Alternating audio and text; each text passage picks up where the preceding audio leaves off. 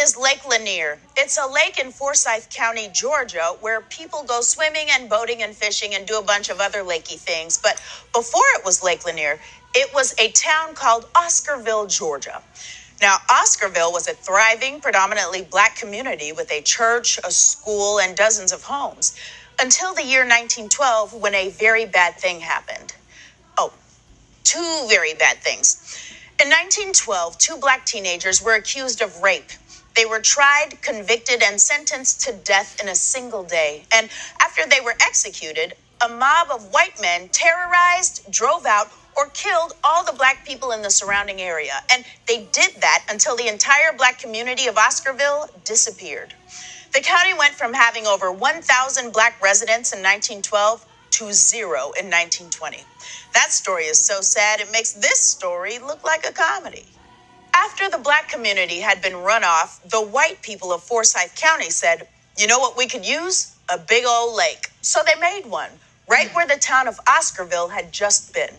They flooded the area and literally covered up the entire town with water. This is what it looks like right now. But the town is still under there. The homes and churches and schools, they're still down there. And now people go boating on top of them.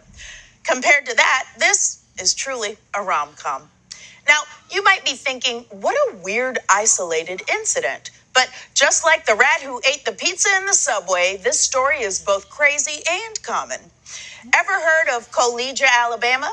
It was once a thriving black community with a black college, the first black railroad, and literally hundreds of family homes. Today, it's Lake Martin. At least they had the decency to name it after a black person.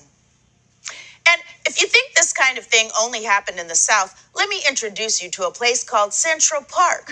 It's named after that coffee shop on Friends. Central Park used to have a black community in it called York Hill. But the city of New York destroyed York Hill so that they could build the Central Park Reservoir.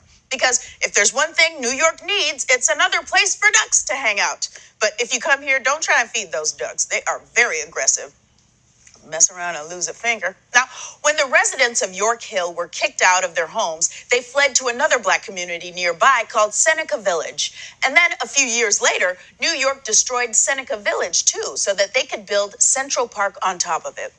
The craziest part of this story is that I work a few blocks away from a place where the government disappeared two black communities. And until recently, I didn't know about any of it.